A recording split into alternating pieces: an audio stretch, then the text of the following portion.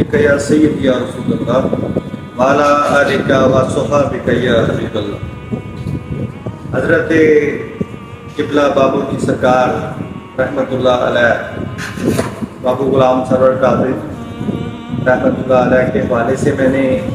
ایک video record کرائی اور دوستوں نے بہت پسند کی اور بڑا اظہار محبت کیا۔ ان کی فرمائش تھی کہ آپ کے حوالے سے کچھ اور گفتگو کریں۔ اللہ کے ولی کی زندگی تو ایک بحر بے قرار کی طرح ہوتی ہے اور اس کو نہ تو احاطہ تحریر میں لایا جا سکتا ہے اور نہ ہی گفتگو میں بند کیا جا سکتا ہے۔ آپ جتنا ہو سکتا ہے ان کی شان اور عظمت کو بیان کیا جا سکتا ہے، بتایا جا سکتا ہے اپنے علم اور فہم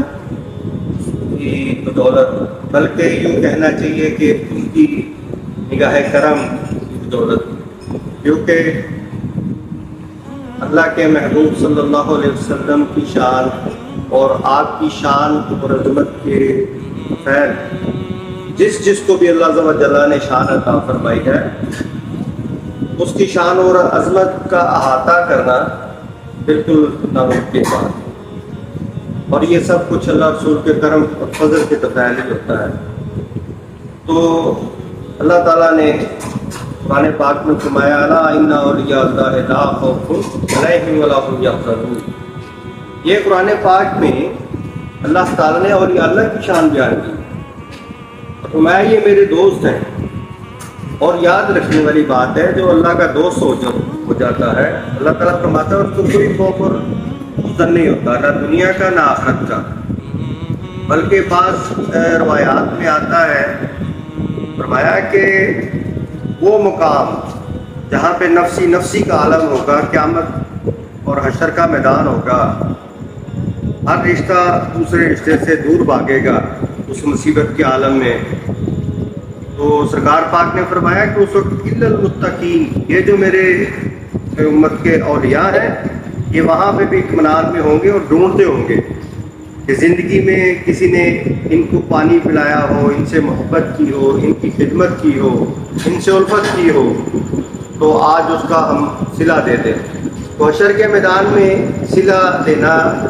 جو ہے وہ آپ خود سمجھ لیں کہ کیا صلہ دے سکتے ہیں وہاں پہ، یقیناً اس سے بڑھ کے کوئی صلہ نہیں دے سکتا کہ ایک انسان دنیا میں گناہ گاری کی وجہ سے جب جہنم میں جاتا ہوگا تو یہ وہاں پہ اللہ تعالیٰ کے غضب و غضب سے اس کو بچا لیں گے اور اپنے ساتھ جنت میں لے جائیں گے۔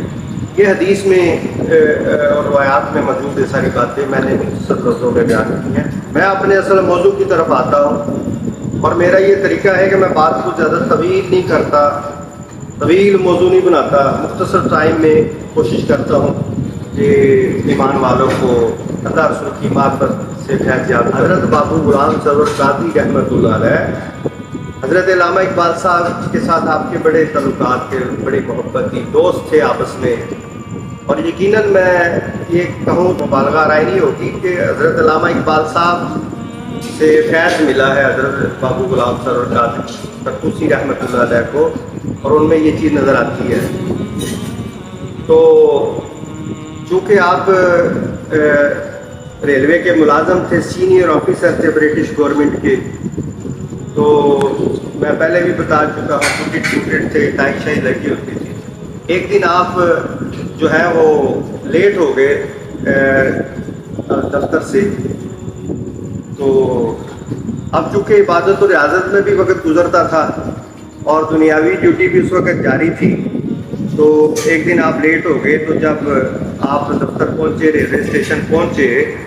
تو گاڑی نکل چکی تھی۔ آپ چونکہ سینئر آفیسر تھے، آپ کی اجازت کے بغیر گاڑی جو ہے ریلوے اسٹیشن سے نہیں نکل سکتی۔ جب آپ وہاں پہ پہنچے تو گاڑی جا چکی تھی، آپ بڑے حیران ہوئے کہ گاڑی تو میری پرمیشن کے بغیر نکل ہی نہیں سکتی اسٹیشن سے، تو یہ گاڑی کیسے نکل گئی؟ تو آپ روزہ نامچے پر جب پہنچے تو آپ نے فرمایا کہ بھئی گاڑی آج کیسے نکل گئی اسٹیشن سے؟ انہوں نے کہا جی آپ نے نکالی۔ آپ نے فرمایا تو میں تو ابھی آ رہا ہوں۔ تو وہ جو ملازمین تھے انہوں نے کہا نہیں بابو جی آپ نے گاڑی نکالی ہے،